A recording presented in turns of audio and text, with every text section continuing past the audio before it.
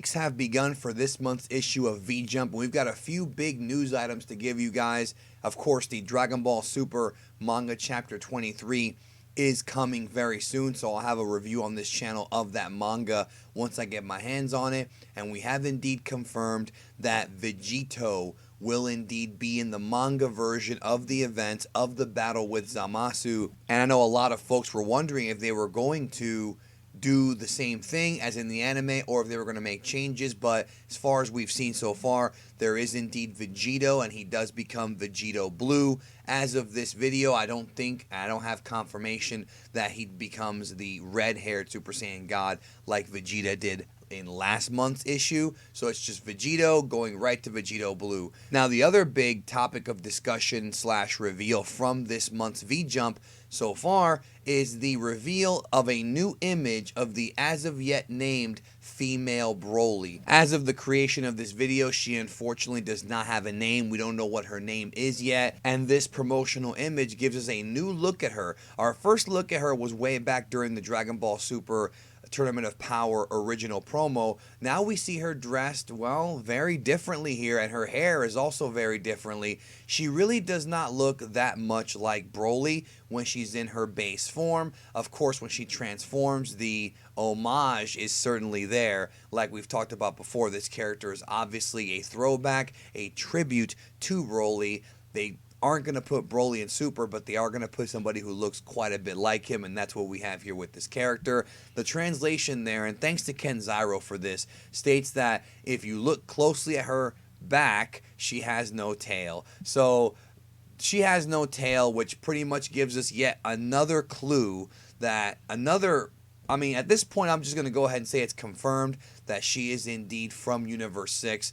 I don't believe she's from Universe 11. I know that she's in the intro with the Universe 11 guys. However, more and more evidence constantly stacks up about her. We know for a fact, according to Kaba himself, that the Saiyans from Universe 6 do not have tails, that they evolved differently from the ones in Universe 7, and they don't have tails. He doesn't have a tail, and yet what a coincidence that she also does not have a tail, and they're making it very clear to us that she doesn't have one. Plus, of course, if you look at her combat outfit, again, the same eyebrows as Kaba, the same belt buckle. She's definitely a representative from Universe 6 and will probably be their strongest warrior, next to maybe Hit, but for all we know, she may have surpassed Hit. I mean, it's too difficult to really say until we get more information, but we are getting little bits and pieces and little reveals as time goes on. Also, what was revealed yesterday was the fact that we're finally going to get Dragon Ball Super on Blu-ray and DVD here in North America. So if you're out there and you're a collector, you've been looking forward to buying Dragon Ball Super on Blu-ray, which will have both the Japanese and the English audio tracks. You're going to get both dubs. That's coming out on July 25th, and this set will have Dragon Ball Super episodes 1 through 13. Now, there's one big problem that I have with this, is that Volume 1 features the first 13 episodes of Super, but the Battle of Gods arc ends with Dragon Ball Super episode 14. That's where the arc actually ends. So if you buy this set, you're going to get almost the entire arc, but they're not going to give you episode 14. So very, very strange. I don't know if I'm a big fan of that. Japanese Blu-rays had episodes 1 through 12 for this equivalent release, and these just add an extra episode. Why can't they just add episode 14 and just release the entire Battle of Gods arc in one shot?